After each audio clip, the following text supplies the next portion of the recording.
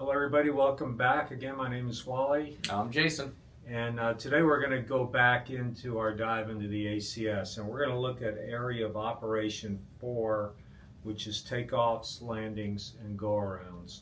Again, we're referencing the private pilot ACS. We are going to talk about the differences because there are differences in the commercial pilot ACS. Basically, on both check rides, commercial and private, we're going to have a normal takeoff, normal landing. We're going to have a short field takeoff, a short field landing. We're going to have a soft field takeoff, a soft field landing. We're going to have a go around. The private has a forward landing, or forward slip to a landing rather, and the commercial has a power off 180. Other than that, other than those two, the last two, the slip and the power off 180, the maneuvers are basically the same. Yes. As you look at the ACS, I'm looking down here under the skills elements. The first three things on the first three lines on every takeoff and landing are the same for almost every one of them. And it says complete the appropriate checklist, make radio calls as appropriate, verify, assign correct runway or takeoff path. Complete the appropriate checklist. Do you ever see issues with that, Jason? I can say they complete the checklist, especially if it's, say, the first takeoff. Most of the time they'll complete the checklist, which is fine. I would push do that in the run-up area. I don't like it when you go straight up to the hold short line. Okay, before takeoff, like run up complete, right? And then they go to the hold short line and say before takeoff checklist. Not that that's the takeoff, but you, besides mixture flaps, lights, transponder type, the whole lights, camera, action. No, everything needs to be done away from that hold short line. Yeah, I would agree with that. And what I tend to see maybe on landings is, complete the appropriate checklist. The only way to complete the appropriate checklist is to at least do the checklist. At least actually pull the checklist. Right. We've talked about this before. Some Yes. flight schools will have, and it's smart. They have a little, almost a placard, right? Yeah. The after takeoff checklist, the before landing checklist. They'll have it printed and laminated on the glare shield, not the glare Right. shield, on the panel. Right. Smart. That's absolutely smart. Yeah. The older Pipers will have it on there as well. It is a placard. Yes, right? yes, and it's usually the before takeoff and the before landing or landing checklist, whatever. We may call it a before landing checklist. We may call it a landing checklist. Just for our purposes, it's all the same thing. So do you know what isn't a landing checklist? What's that? GUMPS. Exactly. Exactly. GUMPS is a flow. Right. So this is more pertinent actually to probably the multi-engine or a complex aircraft.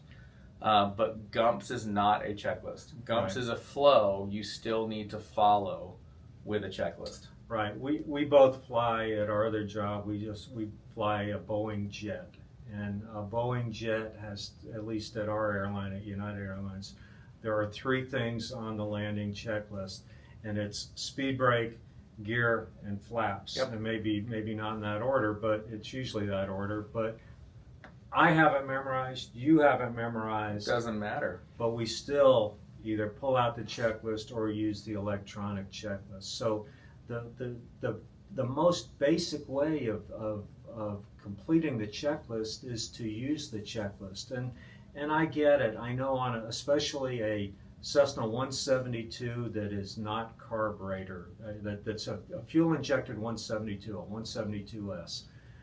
Is there anything major on that checklist? And I get it, not really, okay?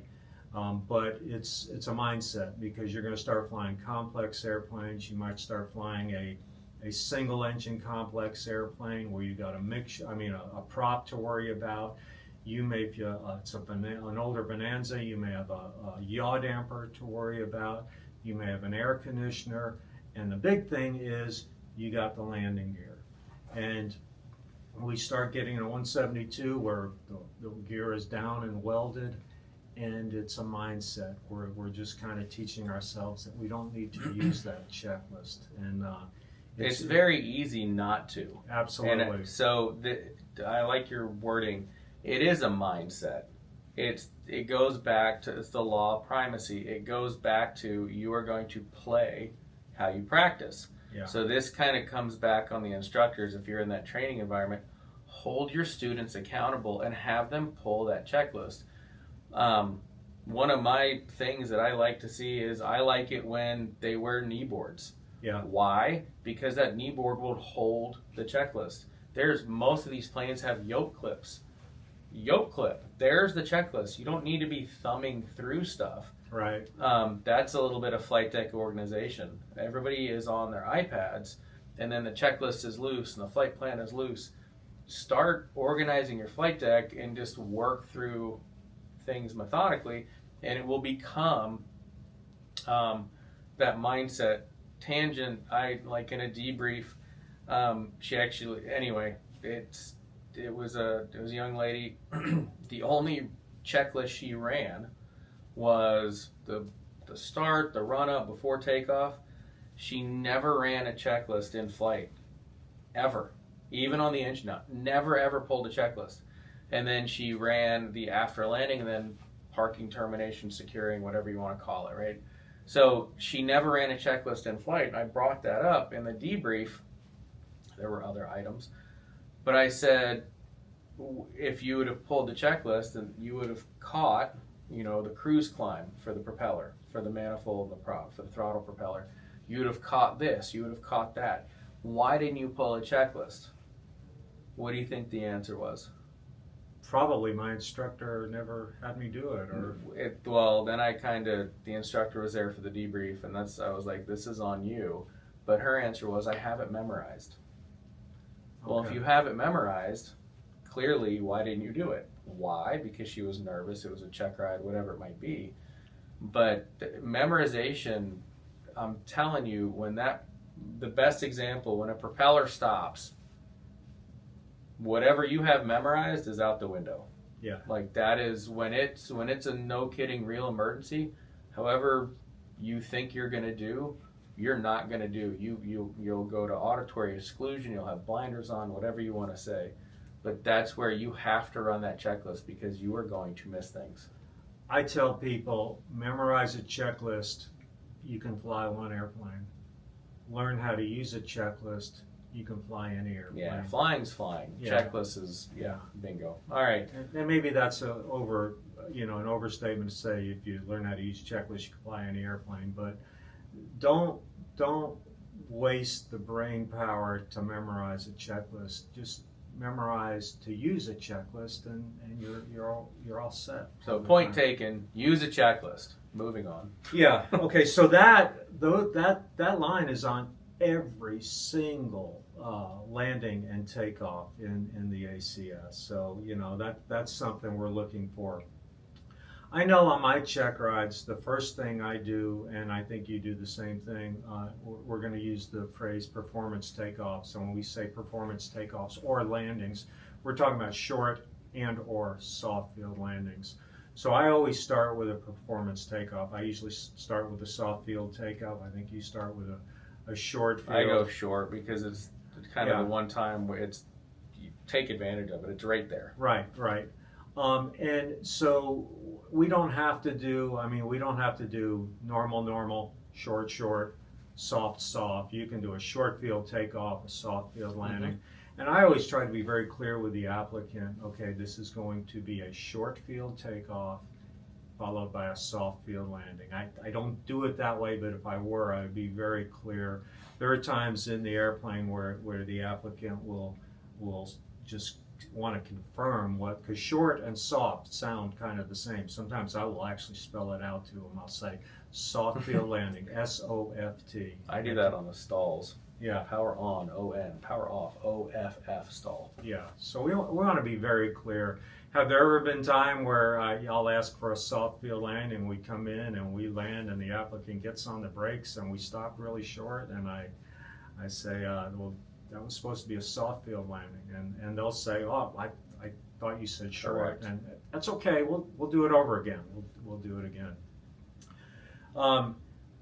When we get into the soft field and the short field landings, well, all the landings, with the exception of one, all the landings have in the ACS to, if you're not in a position to make the landing as you need to, I'm not quoting the exact wording, it says to go around. So a go around is always an option with the exception of one landing. I have my ACS right here. Okay, so. All right. Execute a timely go around if the approach cannot be made within the tolerances specified above or for any other condition that may result in an unsafe approach and landing. So that is normal landings, that is soft field landings, that is short field landings. Absolutely. It private and or commercial, the ACS authorizes you. It's clear as day. Yes, that's a get out of jail free card. So like Wally said, we have to see on the private a slip and a go around. If you choose to go around because you don't like it, and I would highly suggest if you don't like it, don't force a bad landing, go around. Check, we'll count that as the go around. I don't need to see that again. That's a I'm going to make you go around, or that is a self-initiated go around. Either count. You've done the maneuver. Right. So just while we're talking about it, lateral to the dreaded power off 180. Yeah, I'm looking at it. There is zero mention of going around. So the other landings allow you to go, and just in case look, there's the ACS. The other landings allow you to go around. The power off 180 on the commercial, no. So the one exception, I would say, if a plane cuts you off, I would say that's a different scenario. If a plane cuts you off, if the tower tells you to go around. However, the power off 180, that's exactly what we're testing. You don't get the option if you mess it up. If you mess it up, that's you. That's the whole test aspect of this maneuver. Right. So I know a lot of people will allow it. I'll allow it if the tower tells us to go around, or if at a non-towered airport somebody isn't paying attention and, okay, we're not going to land on top of them, get out of here, do it again. Right. But unfortunately, no, you are not going around on a power off 180. That truly is the one and done maneuver. Yeah, and I've gotten applicants will ask me, they'll say, am I allowed a go around on a power off 180? The answer is no, but I also point out that we don't want to land in the grass either. So correct. I would assume, everybody use your head, that's assumed. I'm not going to crash the airplane. Right. If you're going to land short, if you're going to if you're going to go on the grass, no, if you don't go around, I'm going to tell you to go around. And regardless, that's an unsat maneuver. Right. Would you agree? I definitely agree. Yeah. And for my power off 180s, I will have the applicant use the 1,000-foot marker. So we've got a little bit of wiggle room. So, we could land 500 feet short on a power off 180 and still land on the hard surface. So on that, I would say this is let's lateral to short field landings. Yes. Real quick. Short field landings are good, and I tell the flight instructors that I meet, one thing you should maybe kind of convey in the back of the students' heads is if you land short on a short field landing, in theory, you just crashed.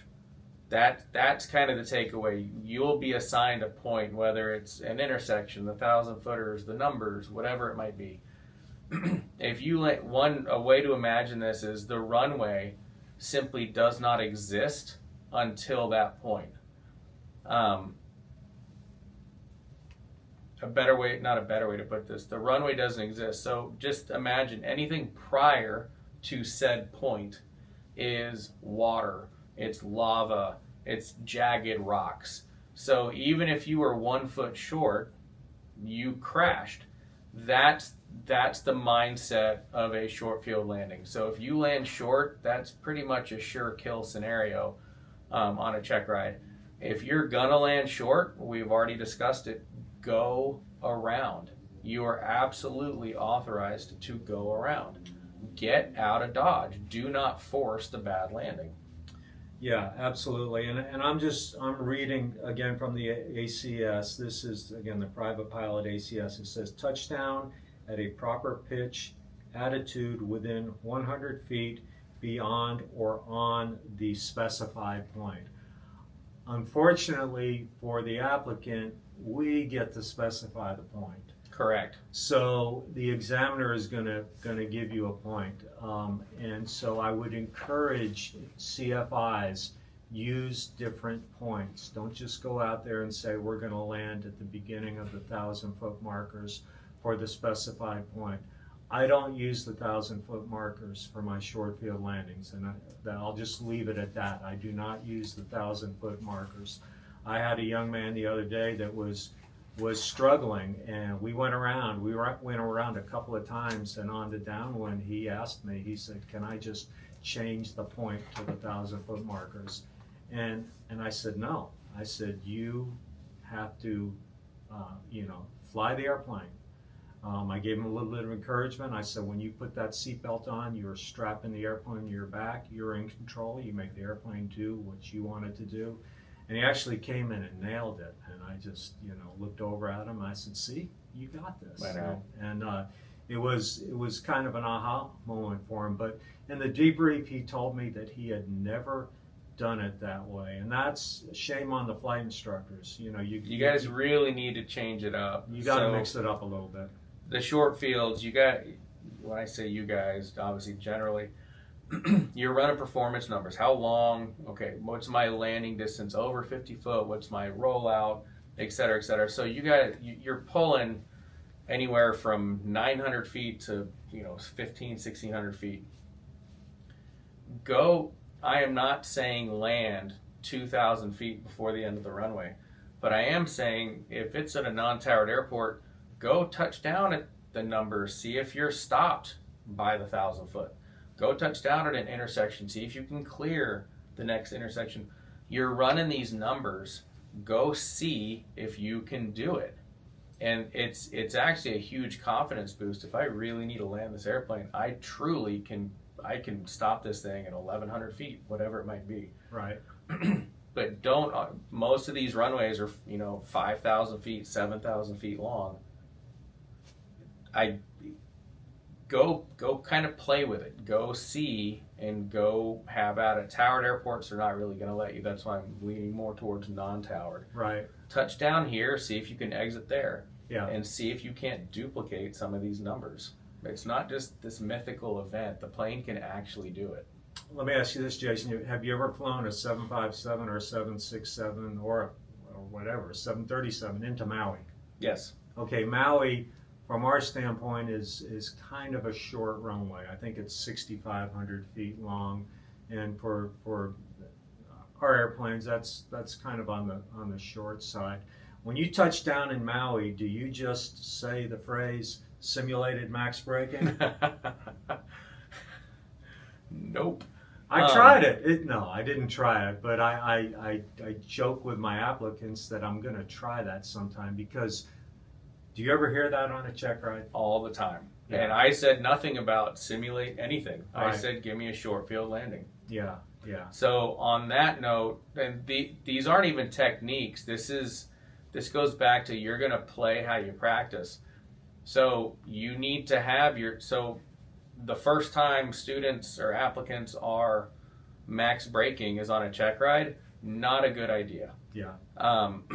So when you touch down at your point, I would assume you're at idle. If not, you're pulling into idle. It's flaps up, yoke back, and max braking.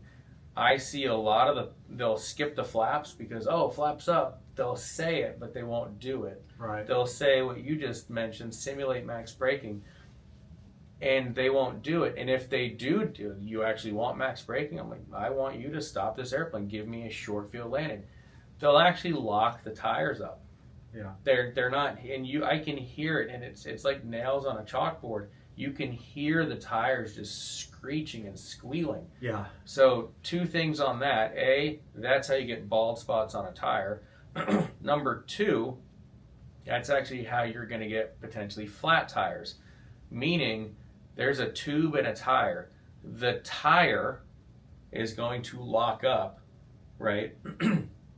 The tube is still going to rotate. Right. So if you lock that tire, the tube is going to spin on the rim on the inside, and it's going to rip out the nozzle, and then boom, now you have a flat tire because nobody learned how to short field land correctly. Yeah. So there's multiple positive aspects to actually training this.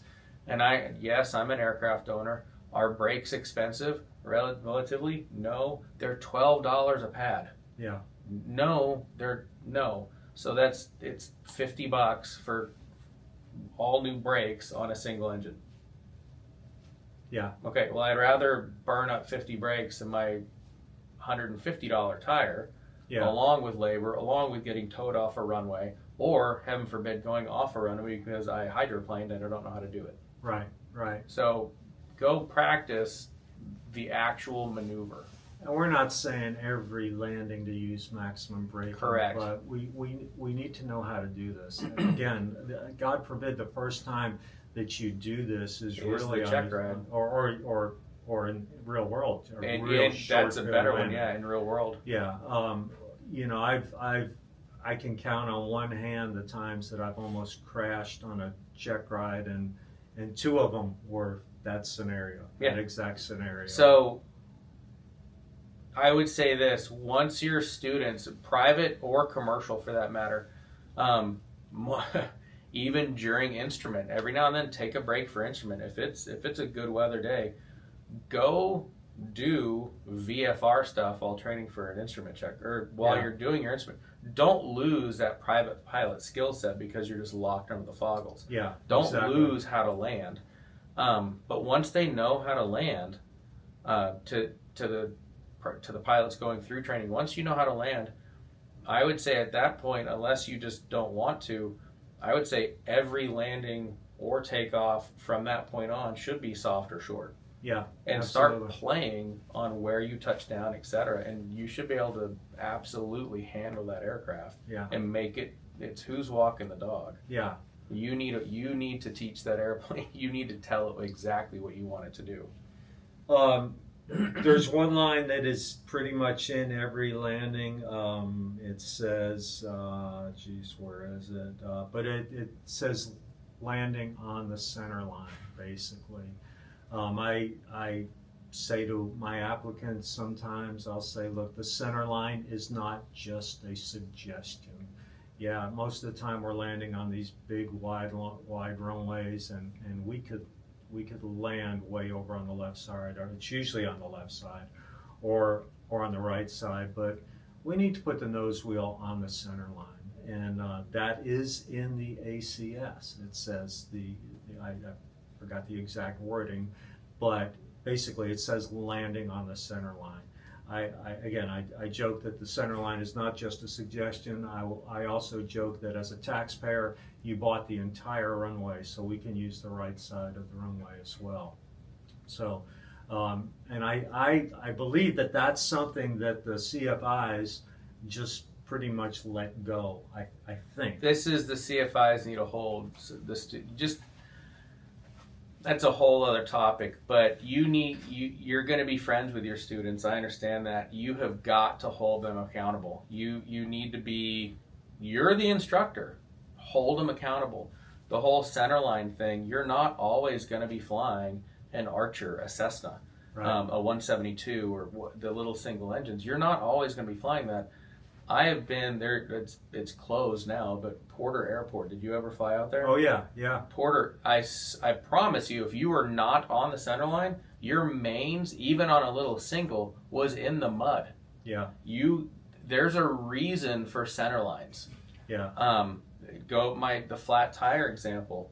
I would hope if you blow a tire, at least you'll stay on concrete and Right. not go off in the grass. Right. There's reasons for center lines. When you start flying bigger twins, a Navajo, a 421, the Conch, whatever, the big 340s, whatever it might be, your mains go wide. When you go into smaller airports, your mains literally might be the edge of the taxiways. Your blades, your props, are sometimes over the grass. So if you're over a little bit, you might take out a light. You might take out a sign. Yeah. Because you're simply I get it. Everybody wants a center line, but we're beating a dead horse. The center line is your friend for much, much more reasons than just a check ride. It will keep you safe. If I'm not mistaken, the short runway down at Hooks Airport, just down the road from us, I think is only 35 feet wide. Yeah. Yeah. So if that's not when you want to, what's a center line? Yeah. So you got 17 feet on each side. So if you're landing 10 feet off the center line, which that's fairly way common, off. especially if there's a little crosswind. Yeah. Yeah. Get on your center line. What So else? ultimately that is on the plate of the applicant, but I feel like when the applicant is continuously wanting to do that, I think it's a CFI issue. It also says that the longitudinal axis of the airplane is aligned with the runway. What does that mean? It means No side load. It means that we're not landing in a crab. And that's another thing. Gosh dang it, instructors, when you got a day when you got crosswinds, that's not the day to be calling up and canceling your students. That's the day to maybe be calling up your more advanced students that are a little bit farther along. Come out. We got a 15-knot crosswind today, and I get that the flight schools have some insurance limitations, but the only way we're going to learn how to do that is to do it. I mean, So- you fly to Munich a lot. Wholeheartedly agree. Everywhere. Amsterdam. Oh my goodness. I don't think I've ever had the wind down the runway there. Yeah. Munich has 2 east-west runways, so That's it. there's no other option. If the wind's out of the north or out of the south, you're landing with a significant So crosswind. the crosswind thing, just a quick hit on when I said during instrument flying, if you're training for instruments, don't lose that private pilot capability of short, soft, and crosswinds. So this is more rhetorical. You don't need to answer. But a lot of instrument rides, we come in for the last landing, and we're a little crooked because they've completely forgotten how to use the rudder. Right. They don't know how to kind of bring it and slip it down type thing. And so we will land crooked every time. Yeah. Facetiously, I will say, wow, you just saved me a trip to the chiropractor. Yeah. But it's absolutely true. Don't forget how to do that. If go up with your instructors and learn how to do crosswinds.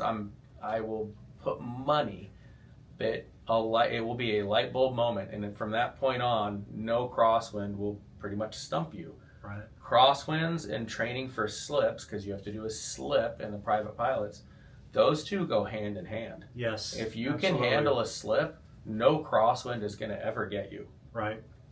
So they do go hand in hand on that. Yeah, and I think maybe slips are something that get overlooked a little bit, but it is a requirement for the private pilot Checkride, and what it's kind of weird. I will ask the applicant to set themselves up to be high, and then go into And a slip slip it down. And what are some common errors you see with a slip, Jason? The most common is they're flying with their left hand on the yoke and the right hand on the throttle. So they always want it. It's much easier if it was like a left crosswind. So they always want to turn left with the right rudder. Okay. They don't ever want to go up. But that might be easier. Yeah. Because that's where your hand. It's just like if you're on the left seat, right seat. If you're in the right seat, a right crosswind is easier to land. If you're on the left seat, a left crosswind typically is easier to land because that's the way you're turning your yoke. Right. But the most common is they don't know where the wind is. They don't realize they have to turn into the wind, or they have it backwards. Right. Right. They'll turn opposite. They don't turn into the wind is the takeaway. Yeah. They'll turn opposite and they'll I thought my rudder goes into the wind, and it's no, the rudder pulls your nose left or right. Yeah. Your ailerons keep you from drifting left or right. What I see is they let the airspeed get out of control. That's a great point. You know, probably one reason we're doing a slip is we come in, we realize we're high. Okay, well, I can slip it. Well, now we begin to slip it, and we lower the nose, and now if we're in a 172, the airspeed is up to 90 knots. Well, again, why were we doing this? Because we were high. Now we're going to float down the runway until we slow down to about 60 knots and finally land the airplane. Lateral that, and that's 100% truth. You control your speed in a slip. Yeah. You can make it as aggressive, meaning as fast as you want, or you can make it as slow as you want. The more aggressive, the more aileron and rudder you're going to use. But take the power off 180, they'll try to slip it down, and which I think they're doing fine. They'll slip it, they'll gain 20 knots. Right. Right. There is no way they're hitting their point. Right. They're going to float straight through, versus if they would have just slipped, maintained maybe the best glide, Yeah. slipped at best glide, lost the altitude, taken the slip out, they would have nailed the point. You do not have to increase speed in a slip, put it that way. Right. You control your slip speed. One thing that I believe is an issue in normal everyday flying around in these single engine airplanes, we are probably not using more than 20% of our rudder authority. Would you agree? Maybe 20-25%, just on a normal day. And maybe in a crosswind, we may need to use 70% of rudder authority. And we're just not used to doing it. It doesn't feel right, because man, we're really having to push on that rudder pedal, and it's out of our comfort zone. But again, reason for going out and having your students fly in crosswind situations, CFI. So we just come in and you know, we land in that crab, or we don't land aligned with the longitudinal axis like we talked about earlier, and you know, and I'll reach down with my foot and I'll just, you know, hit the rudder, and we can line the airplane up. So that's another reason to get out there and fly in crosswind situations.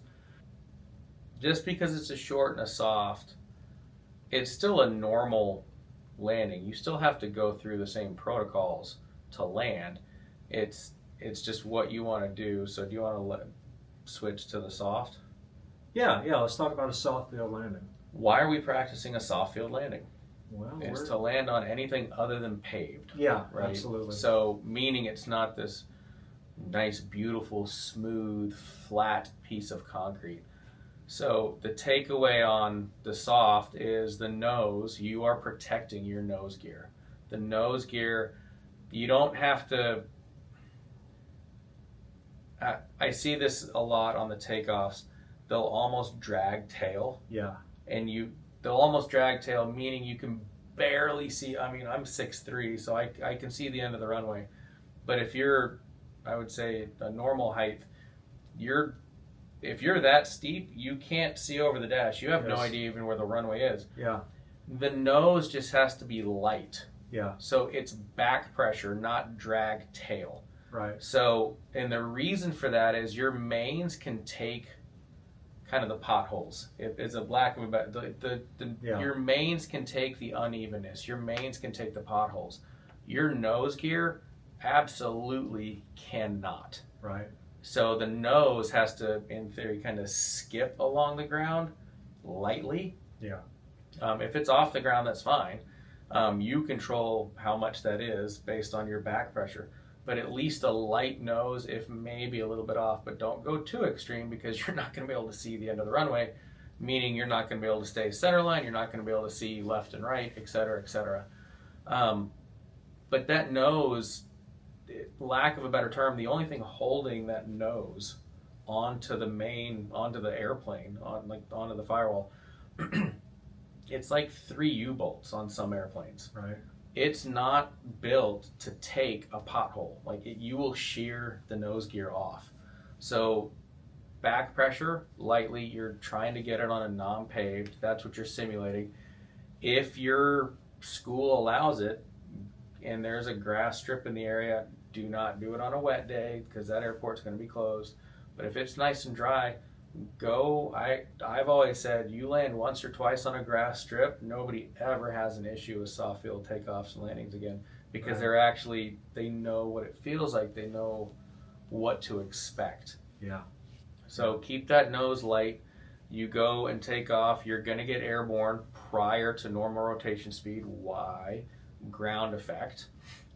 You can ask that in an oral. What's ground effect? But the kicker is, it's going to want to fly earlier than normal because of ground effect.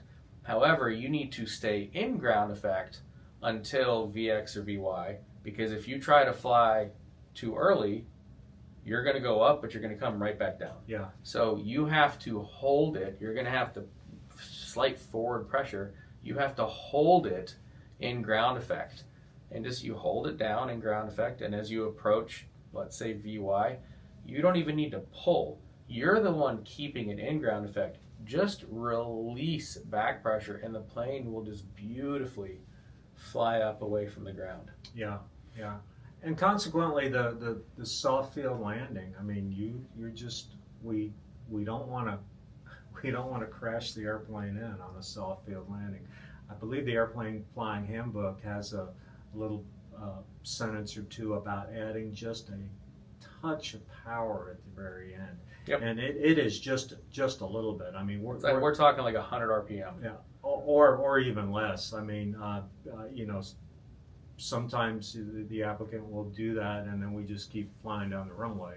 Because you're staying in ground effect. Yeah, if that's the case, you've added a little bit too much. Yep. So it's just, I used to tell my students, don't even add power. Just think about adding power, and that's probably enough. So just a little bit of why power. does it say that? It arrests the descent. It puts a little more prop wash over your rudder, over your elevator or stabilizer. And what that does, it allows you to kind of grease the touchdown. That a couple extra knots, 100 RPM or 50 RPM, just a little bit of power, it goes a long way. Yeah. Too many people try to land soft field using almost like a short field approach technique. Right. A soft field, that is a normal.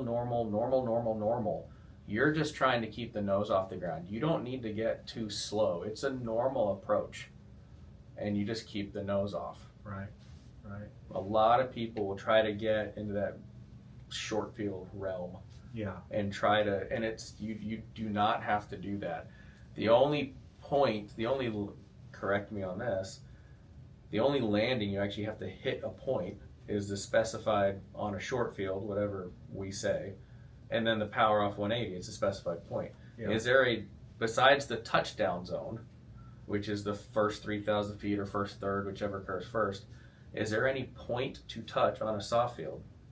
I don't believe so. I don't think it's Let me on look. us. Let me look. Let's verify, but I don't believe soft or a normal landing have any. As long as you're in the touchdown zone, you're good to go.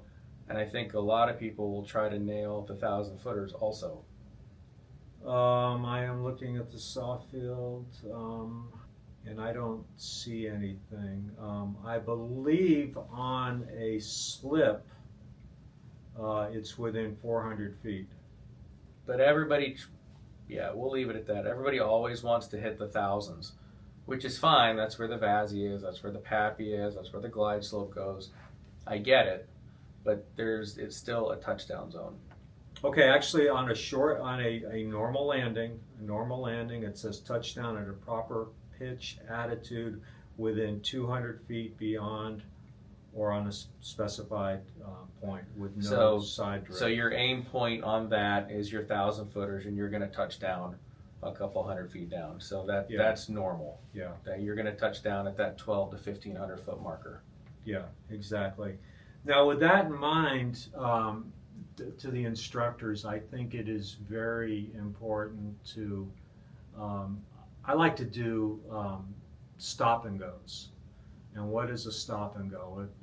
It's kind of what it sounds like. You land and you stop and then you go. It's two distinct maneuvers. The landing and the takeoff are two different maneuvers. I try to do either stop and goes or full stop taxi backs on my check rides. A lot of times I will ask the applicant, I will tell them, okay, we'll do a stop and go on this one.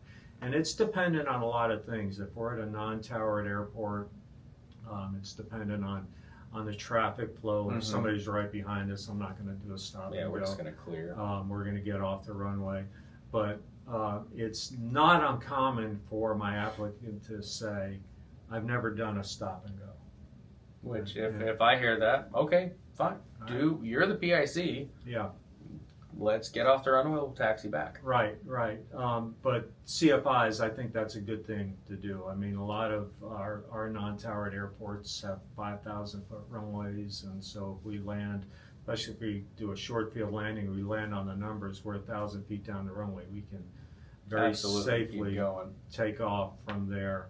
And again, it's time constraints and everything, rather than a 2-hour check ride. If we have to taxi back every time, maybe it takes 2.5 hours. I think where the touch and goes come into play, and I can't blame anybody for doing this. It's an absolute efficiency standpoint. Yeah.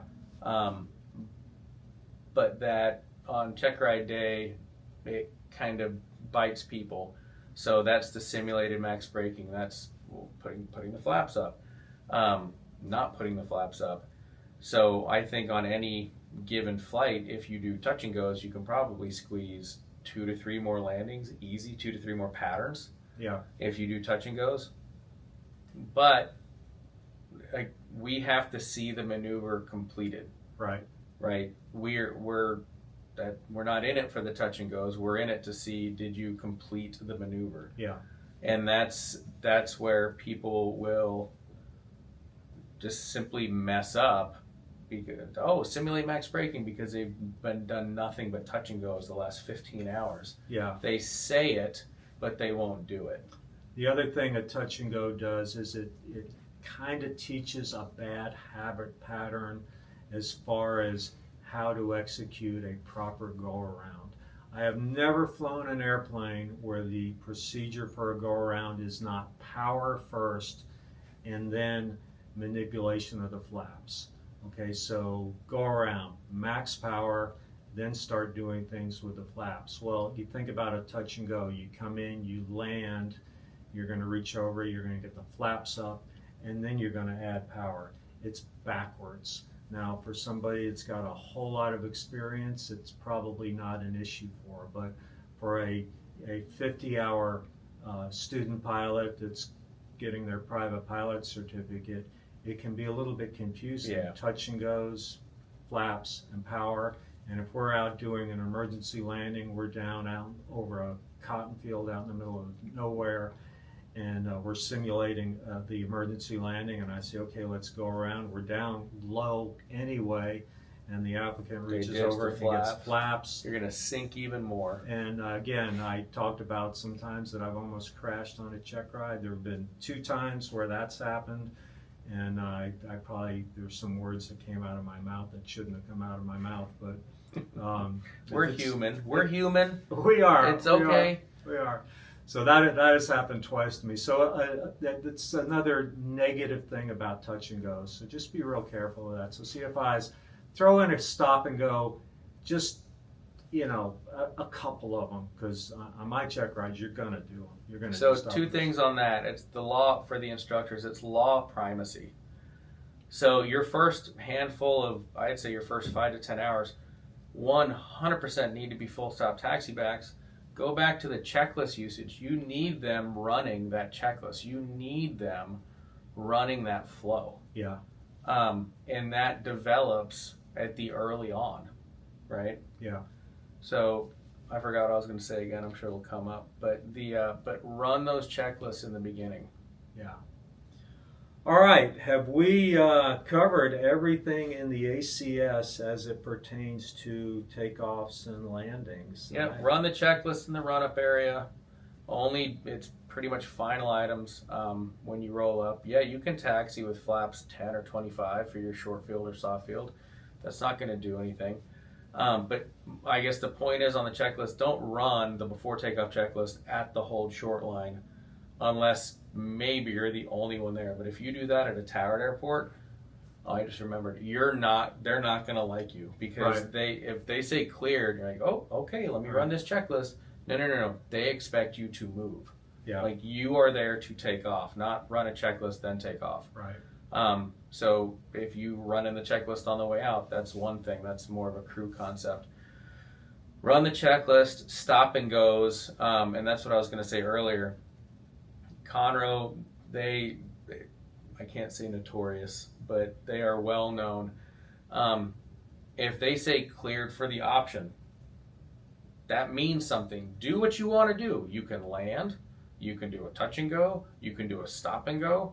It's you have the option. That is what that means. Right. So if they say clear for the option and you say cleared stop and go, that isn't incorrect, but that's repetitive.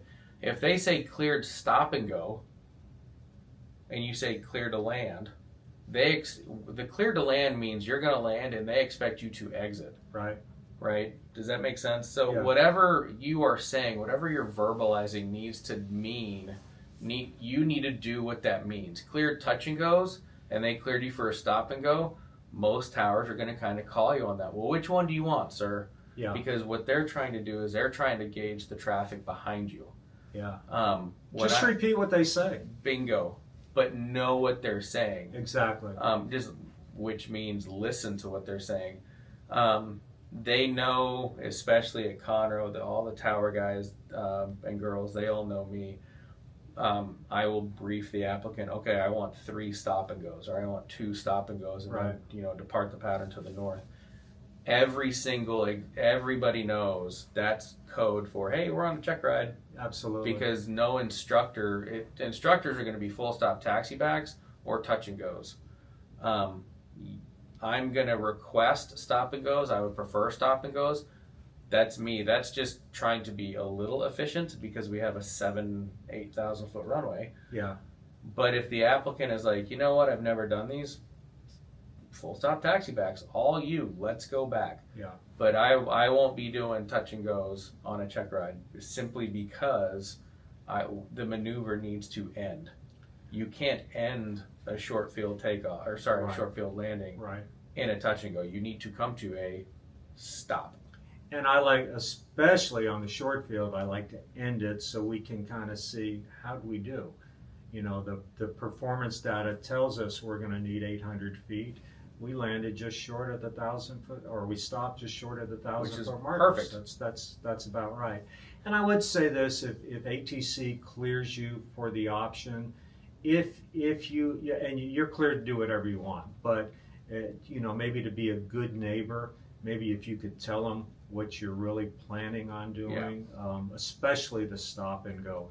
That is probably the one that is least common. A landing or a touch and go is more common than a stop and go. So if they clear you for the option, it probably doesn't hurt to just give the mic and say we're planning a stop and go on this one. And they'll just come back with it. And that's why I was saying it's the stop and goes. If they hear it, they almost know it's code for this is a check ride. Right. So if you like what you hear, hit subscribe, tell your friends about us, come back. Here's our emails, Wally at checkridechat.com, Jason at checkridechat.com. If there are things you want to hear about, we'd be glad to put them out there. We're going to continue going through the ACS. These seem to be really popular. We get a lot of positive feedback on these. So this is takeoffs and landings and go-arounds, and we'll see you next time. Have a good one, y'all. Bye.